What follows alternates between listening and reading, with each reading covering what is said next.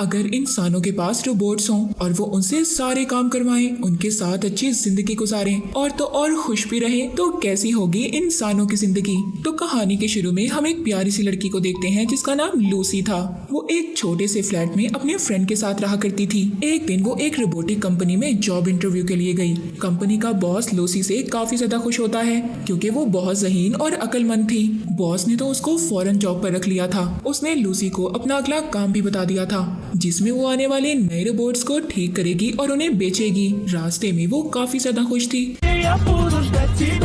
जैसे उसके तो पाँव ही जमीन पर नहीं थे।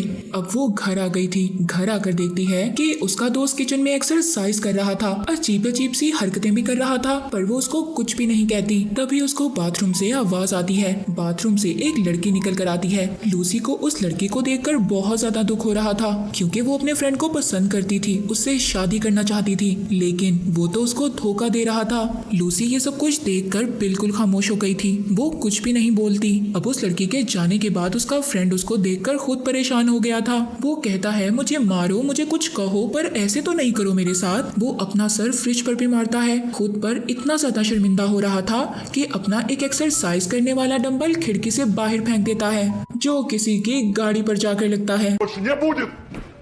अब उन दोनों को गाड़ी का नुकसान भरने के लिए नीचे बुलाया जाता है। जब गाड़ी वाला पैसे मांगता है तो यहाँ पर लूसी का फ्रेंड कहता है कि ये घर तो इसका है, इससे ही पैसे लो, मैं तो यहाँ पर सिर्फ इसके घर पर आया था। ये कहकर वो वहाँ से चला जाता है। लूसी अपने फ्रेंड की ये बातें सुनकर बहुत ज्यादा दुखी हो गई थी। अब खैर अगले दिन उसकी जॉब का पहला दिन था। कंपनी में काम करने वाला एक लड़का मिलता है जिसका नाम वीट था। वो उसको सारा काम समझाता है। उसका पहला काम ये था कि इंसानों जैसे रोबोट्स को बॉक्स से निकालना और फिर उनका कनेक्शन टैबलेट के साथ जोड़ना और रोबोट्स का उनसे मॉडल नंबर पूछना, और जब सब काम हो जाए तो उनके कान के पीछे लिखे हुए कोड को स्कैन कर 21 नंबर कमरे में चेकिंग के लिए भेजना। वो रोबोट्स इंसानों से ज्यादा मिलते थे।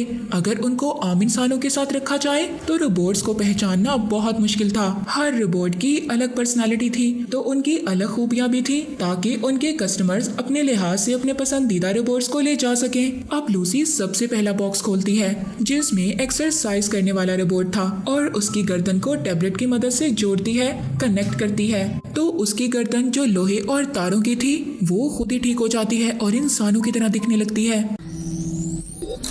जब रोबोट अपनी आंखें खोलता है तो लूसी तो उसको देखकर जैसे अपने सारे काम भूल गई थी। अब वो स्मार्ट रोबोट उसको आगे का काम बताता है जिसके बाद वो उसको चेकिंग के लिए भेज देती है। वो जब दूसरा बॉक्स खोलती है तो उसमें तो एक प्यारी सी मॉडल थी और फिर इसी तरह तीसरा। उसको आहिस्ता आहिस्ता अपना काम समझ आ रहा था।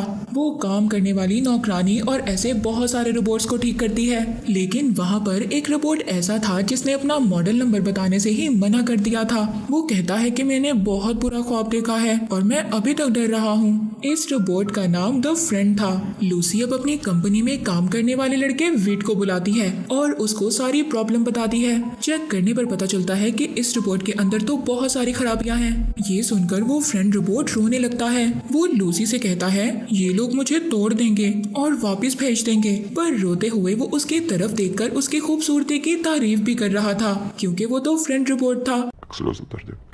उसको बनाया ही इसलिए गया था लोगों के साथ घुलने मिलने और उनसे दोस्ती करने के लिए। उस रोबोट के अंदर इन्हीं खूबियों को डाला गया था। अब वहाँ पर बॉस आता है। जब वो उस रोबोट की खराबी देखता है तो कहता है, इसको वापस जापान भेज दो। पर लूसी सुनकर अपने बॉस से कहती है, बॉस इसको वापस क्यों भेजना, हम इसको डिस्काउंट पर बेचेंगे। बॉस को भी लूसी का आइडिया अच्छा लगता है। वो लूसी पर ये जिम्मेदारी डालता है कि वो फ्रेंड रोबोट को कस्टमर के लिए तैयार करेगी, जिसके बाद सब रोबोट्स को लोगों को दिखाने के लिए रखा गया था ताकि लोग खुद उनको देखें, उनको पसंद करें और अपना मन बना सकें उन्हें खरीदने के लिए। लूसी थोड़ा सा घबराई हुई थी क्योंकि सभी रोबोट्स को दिखाने का काम उसका था। वो फ्रेंड रोबोट से बात करती है, उसको अपने बारे में बताती है। मेरे एक फ्रेंड ने मुझे छोड़ दिया जिसको मैं बहुत पसंद करती थी और शादी भी करना चाहती थी, जिस वजह से मैं थोड़ी सी परेशान हूँ।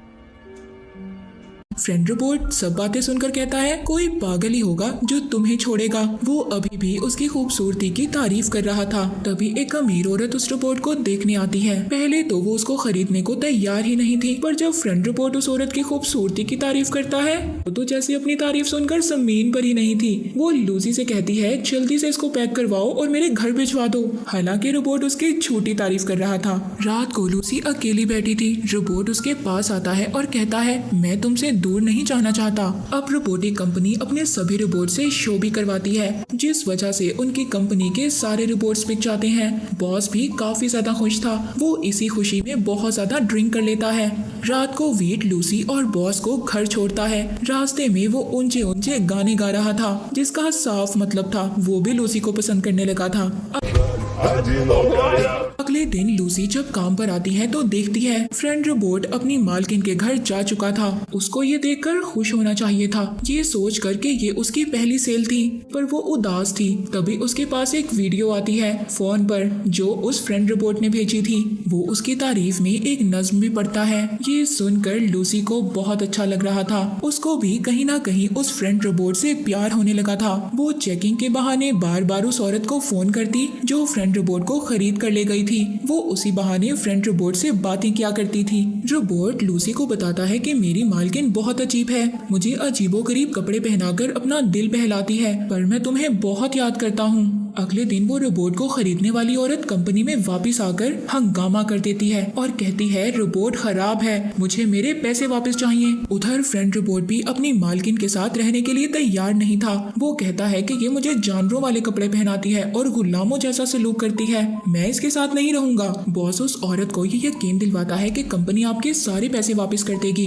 जिसके बाद वो वहाँ से चली जाती है। अब बॉस को भी काफी ज्यादा गुस्सा आ गया था। वो जाकर फ्रेंड रोबोट को मारने लगता है कि उसकी वजह से उसकी कंपनी का इतना बड़ा नुकसान हो गया। लूसी उसको मना करती है और रोकती है। वो कहती है, आप टेंशन ना लें, इस रोबोट को मैं खरीद लूंगी, इससे कंपनी को भी कोई नुकसान नहीं होगा। वो अपनी एक दोस्त अपनी माँ से पैसे लेती है और बैंक से थोड़ा सा लोन लेकर रोबोट खरीद लेती है। वो अब उसको अपने घर पर ले आई थी। रात को वो काफी बातें करते हैं। फ्रेंड रोबोट सुबह को उसके लिए नाश्ता बनाता है और उसको ऑफिस भेजता है और सारा दिन वो दोनों फोन पर भी बातें करते हैं। आहिस्ता आहिस्ता दोनों को एक दूसरे से प्यार हो रहा था। एक दिन लूसी का पुराना फ्रेंड घर पर आता है जो उसके साथ पहले रहा करता था। वो फ्रेंड रोबोट से पूछता है कि तुम कौन हो और क्या कर रहे हो यहाँ पर वो ये समझ रहा था कि शायद ये कोई चोर है। वो उसको मुक्का मार देता है, पर बदले में वो भी उस पर हमला करता है। लूसी का फ्रेंड रोबोट को खुला चैलेंज करता है कि तुम मेरे साथ कहीं बाहर चलो लड़ने के लिए।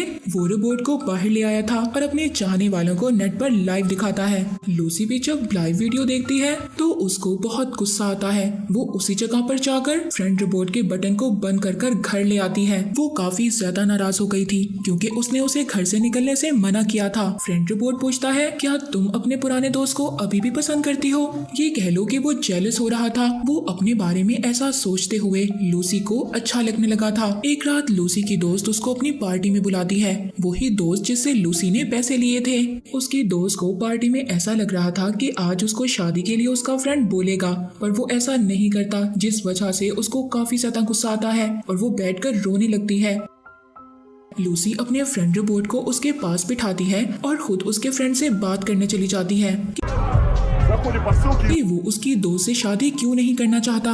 वहाँ उस पार्टी में लूसी का फ्रेंड भी था जो पहले इसके साथ रहा करता था। वो वहाँ पर लाइव वीडियो में सबको पार्टी दिखा रहा था और जब लूसी अपनी दोस्त के फ्रेंड से बात करती है तो वो उनकी बातों को भी लाइव दिखा देता है, जिसमें वो उसको बताता है कि मुझे लड़के अच्छे लगते हैं, लड़कियां नहीं। आप समझ ही गए होंगे कि वो क्या था। लूसी जब बात कर वापिस आती है तो वो अपनी दोस्त को देखती है जो उसके रोबोट के साथ गलत काम कर रही थी। लूसी का तो जैसे सर घूम गया था। उसको इतना ज्यादा गुस्सा आता है वो एक बोतल उठाकर अपनी दोस्त को मारने वाली थी, पर वो नीचे झुक जाती है और वो बोतल उसके बेचारे रोबोट को लग जाती है, जिससे उसका तो मुंह ही खुल गया था। वो परेशान हो गई थी। वो अपने घर पर वीट को बुलाती है जो उसके साथ कंपनी में काम करता था उसका चेहरा ठीक करने के लिए। पर अब उसने उसका चेहरा ठीक तो कर दिया था, लेकिन एक नए चेहरे के साथ। रोबोट को एक नया चेहरा मिल गया था। वो बिल्कुल अलग इंसान की तरह नजर आ रहा था।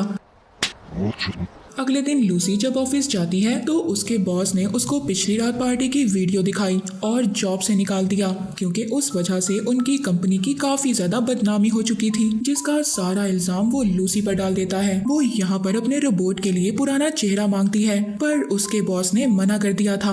पर वो किसी न किसी तरह पुराना चेहरा तो लेना चाहती थी अपने रोबोट का। वो वीट को बुलाकर कंपनी के गोदाम में जाती है रात को अपने रोबोट का चेहरा ढूंढने के लिए, पर वहाँ पर बॉस भी सो रहा था, जिसके बाद वो वीट को भी जॉब से निकाल देता है, पर रोबोट के लिए नया चेहरा ले जाने देता है। लूसी को वीट के लिए काफी बुरा लग रहा था। वो उसको कहता है कि मेरी टेंशन मत लो, मुझे जॉब मिल जाएगी। ये तो बात साफ थी कि वो भी लूसी से प्यार करता था, मगर उसने कभी भी उसको नहीं बताया था। अब लूसी को उसके रोबोट का पुराना चेहरा मिल गया था।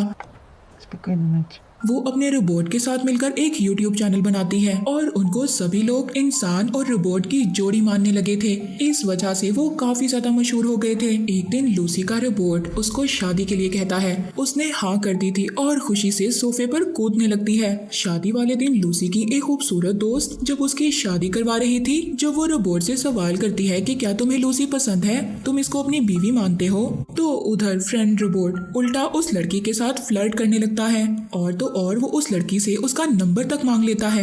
लूसी की अपनी ही शादी में इतनी बुरी बेइज्जती हो गई थी, वो अपनी शादी छोड़कर चली जाती है। रोबोट भी उसका पीछा करता है, कहता है कि शायद मेरा कोई प्रोग्राम खराब हो गया है, मेरी बात तो सुनो। घर जाकर लूसी पूछती है कि तुमने ऐसा क्यों किया, पर अब वो भी उस पर चिल्ला रहा था। कहता है कि इतनी बड़ी तो कोई बात नहीं है।